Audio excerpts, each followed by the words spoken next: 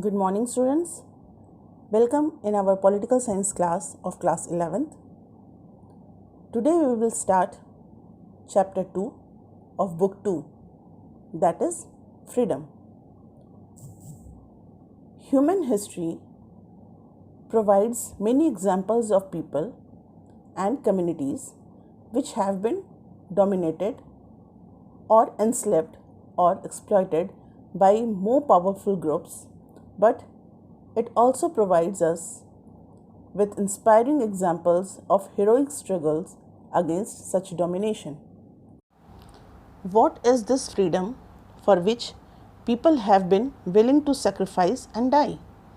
In its essence, the struggle for freedom represents the desire of people to be in control of their own lives and destinies and to have the opportunity to express themselves freely through their choice and activities. Not just individuals, but societies also value their independence and wish to protect their culture and future. However, given the diverse interests and ambitions of people, any form of social living requires some rules and regulation. These rules may require some constraints to be imposed on the freedom of individuals, but it is recognized that such constraints may also free us from insecurity and provide with the conditions in which we can develop ourselves. In political theory, much of the discussion regarding freedom has therefore focused on trying to evolve principles by which we can distinguish between socially necessary constraints and other restrictions. First of all, we will see the ideal of freedom. The autobiography of one of the greatest person of the 20th century, Nelson Mandela, is titled Long Walk to Freedom. In this book, he talks about his personal struggle against the apartheid regime in South Africa, about the resistance of his people to the segregationist policies of the white regime, about the humiliation, hardship, and police brutalities suffered by the black people of South Africa. These ranged from being bundled into township and being denied easy movement about the country, to being denied a free choice of whom to marry. Such measures constituted a body of constraints imposed by the apartheid regime that discriminated between citizens based on their race. For this freedom, Mandela spent 28 years of his life in jail, often in solitary confinement. Imagine what it meant to give up one's youth for an ideal, to voluntarily give up the pleasure of talking with one's friends, of playing one's favorite game, of wearing one's favorite clothes, of listening to one's favorite music, or of enjoying the many festivals that are part of one's life. Imagine giving all these up and choosing instead to be locked up alone in a room, not knowing when one would be released, only because one campaigned for the freedom of one's people. For freedom, Mandela paid a very high personal price. Now take another case. Gandhi's thought of non-violence have been a source of inspiration for Aung San Suu Kyi, as she remained under house arrest in Myanmar, separated from her children, unable to visit her husband when he was dying of cancer, because she feared that if she left Myanmar to visit him in England, she would not be able to return. Aung San Suu Kyi saw her freedom as connected to the freedom of her people. Her book of essays bear the title Freedom from Fear. She says, "For me, real freedom is freedom from fear, and unless you can live free from fear, you cannot live a dignified human life." From these two books of Nelson Mandela and Aung San Suu Kyi, we can see the power of the ideal of freedom, an ideal that was at the center of our national struggle and the struggles of the peoples of Asia and Africa against British, French, and Portuguese colonialism.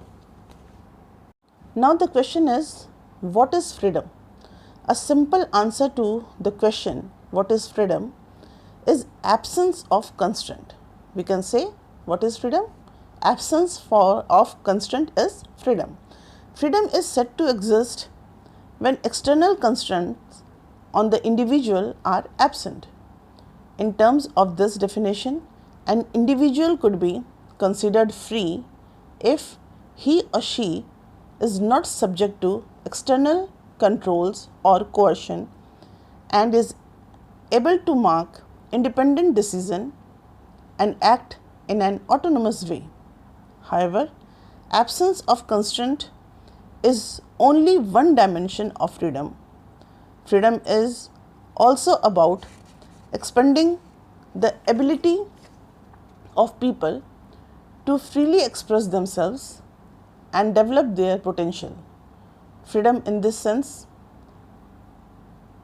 is the condition in which people can develop their creativity and capabilities.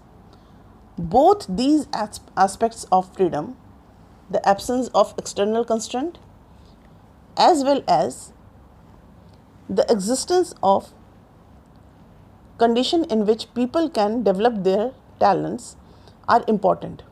A free society would be one which enable all its members to develop their potential with the minimum of social constraint.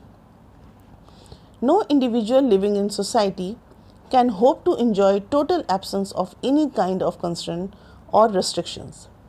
It becomes necessary then to determine which social constraints are justified and which are not, which are acceptable and which could be removed. To understand which social constraints are necessary, discussion on freedom need to look at the core relationship between the individual and the society.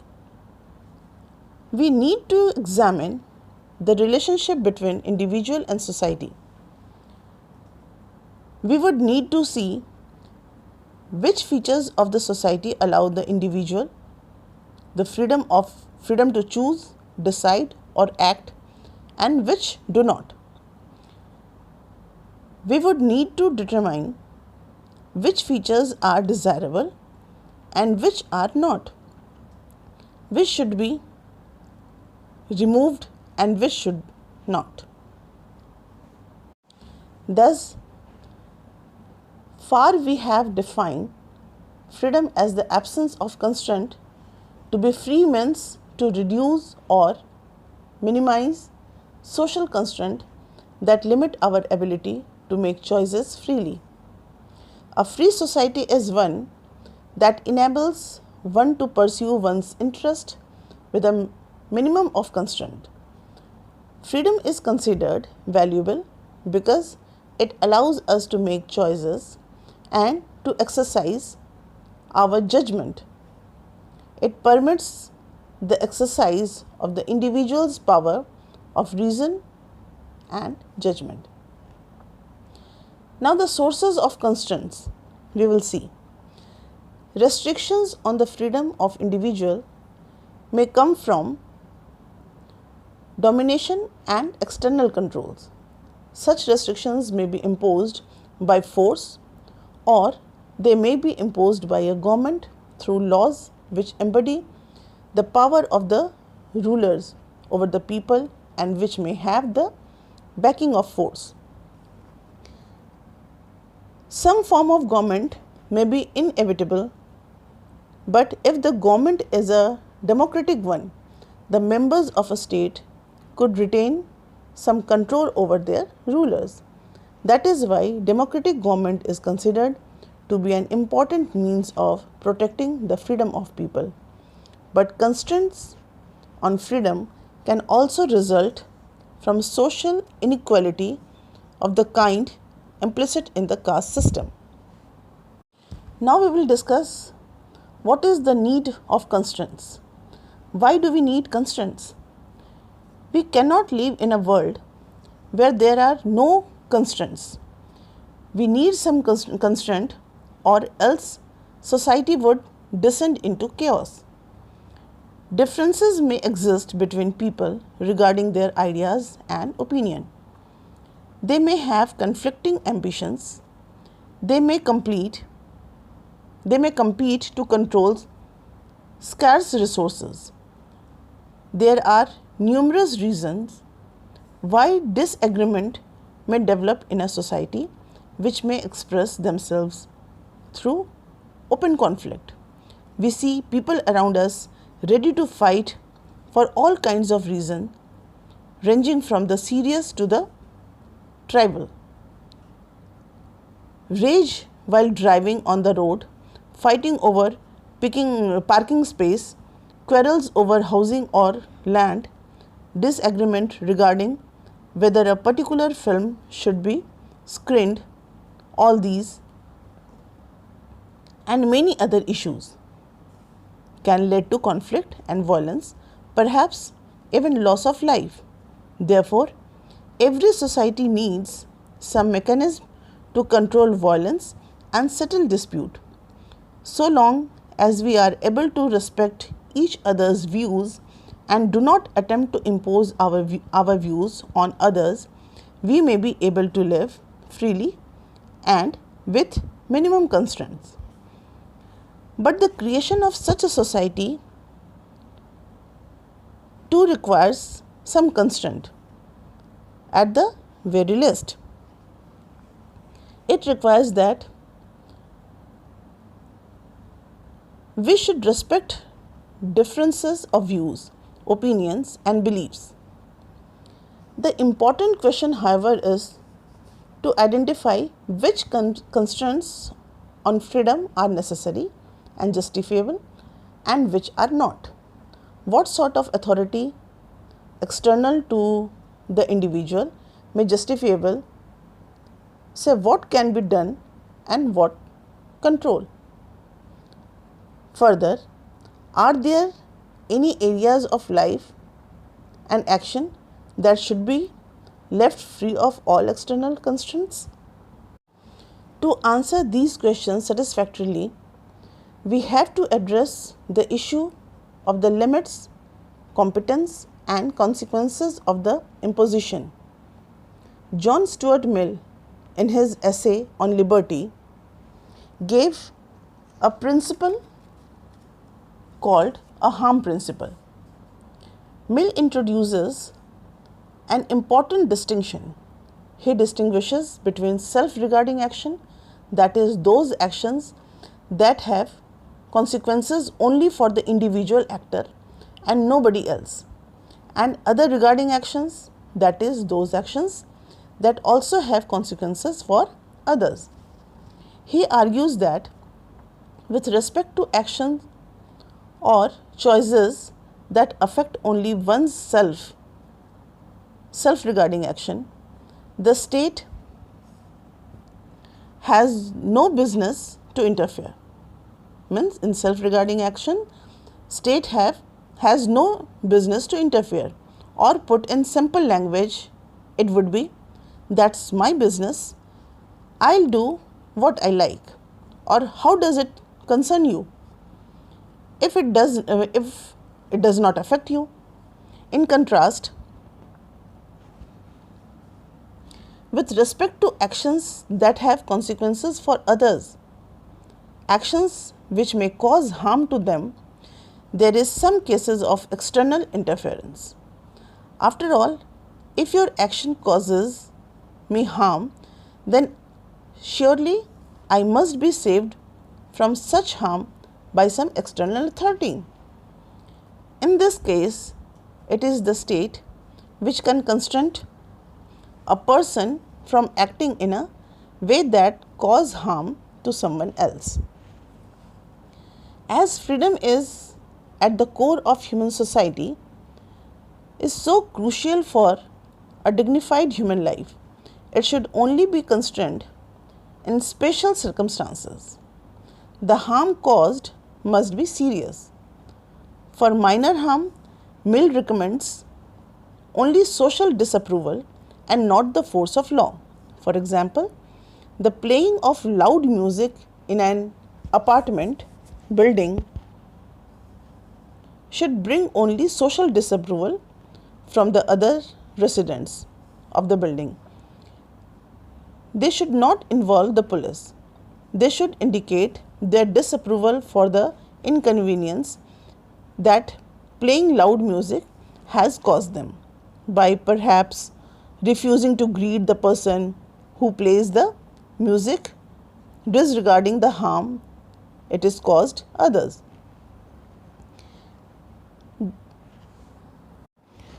People should be ready to tolerate different ways of life, different points of view, and the different interests, so long as they do not cause harm to others.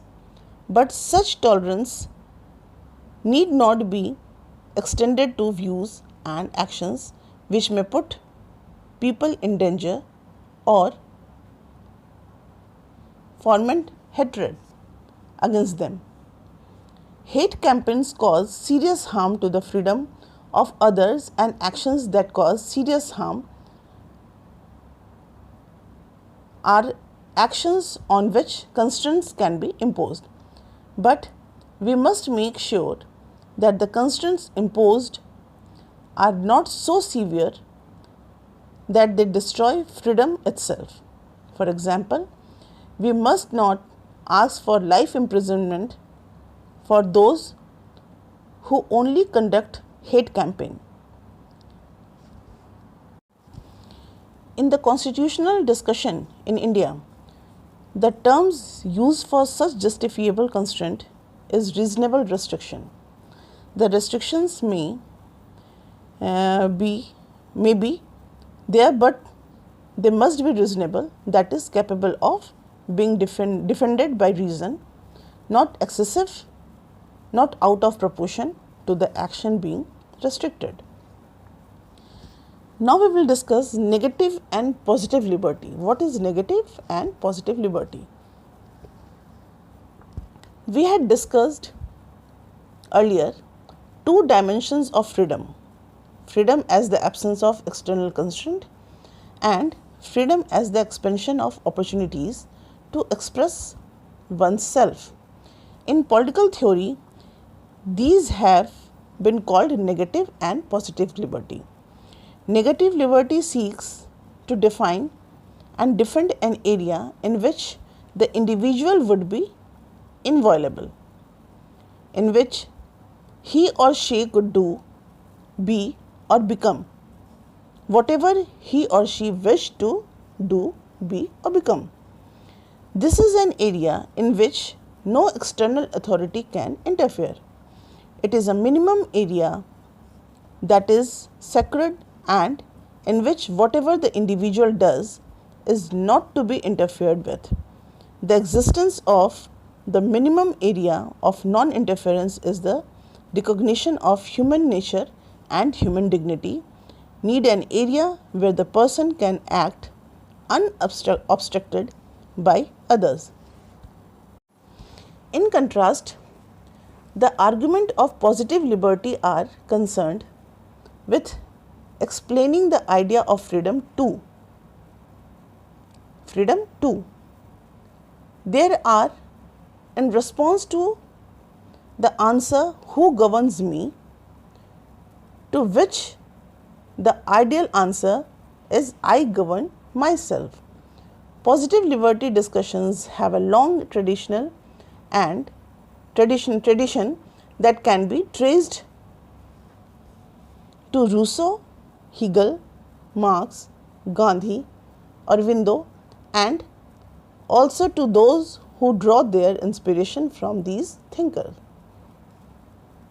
Positive liberty recognizes that one can be free only in society and hence tries to make that society such that it enables the development of the individual, whereas negative liberty is only concerned with the inviolable areas of non-interference and not with the condition in society.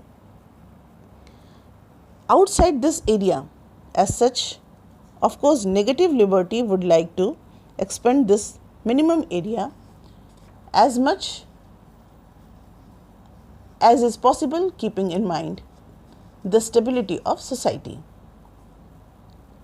Generally, they both go together and support each other, but it can happen that tyrants justify their rule by invoking arguments of positive liberty.